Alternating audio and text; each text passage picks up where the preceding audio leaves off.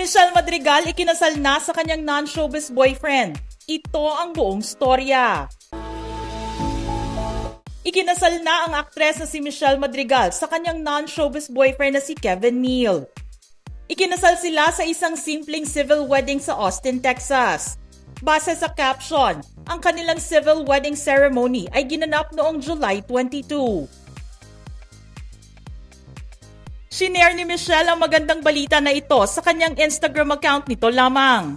Ibinahagi ni Michelle ang video ng kanilang civil wedding sa Heman Marion Sweat Travis County Courthouse. Kitang-kita sa kanilang dalawa ang saya at tuwa sa kanilang intimate at private civil wedding. Ayon din kay Michelle, sila lang munang dalawa ni Kevin ang magse-celebrate ng kanilang kasal.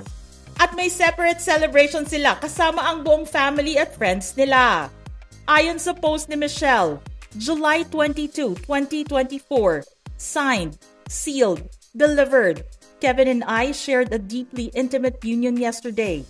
While we still plan to celebrate our wedding with our loved ones, for now we are overjoyed to be married. We are two people seeking the Lord to grow individually and as a couple, and to guide Anika and our future children.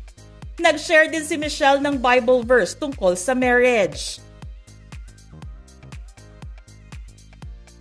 Spotted naman sa comment section sina Janine Tugonon, Heart Evangelista, Donita Rose, Doug Kramer at iba pa.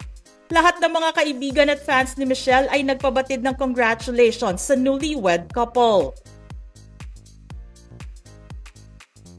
Matatandaan noong June 12 ay kinonfirm ni Michelle Madrigal ang engagement nila ni Kevin Neal.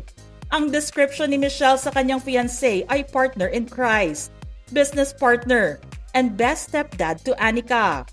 Dagdag pa ni Michelle, no matter what you do, people will always have something to say. So live your life and follow the path that God has given you. I've kept my dating life very private since my last relationship. And choosing to stay quiet this time has been the best decision. But yes, I am marrying the man God sent me during my waiting season. Ito ay ang pangalawang wedding ni Michelle Madrigal. Una siyang kinasal sa kanyang unang asawa na si Troy Woolfolk, ang ama ng kanyang anak na si Anika. Ikinasal sila noong April 2019, ngunit naghiwalay din sila noong August 2021. At na-finalize ang kanilang divorce noong May 2022. Congratulations and best wishes to the newlywed couple, Michelle Madrigal and Kevin Neal from the Showbiz Philippines team. Ano ang masasabi nyo sa civil wedding ni Michelle Madrigal at Kevin Neal? Just comment below.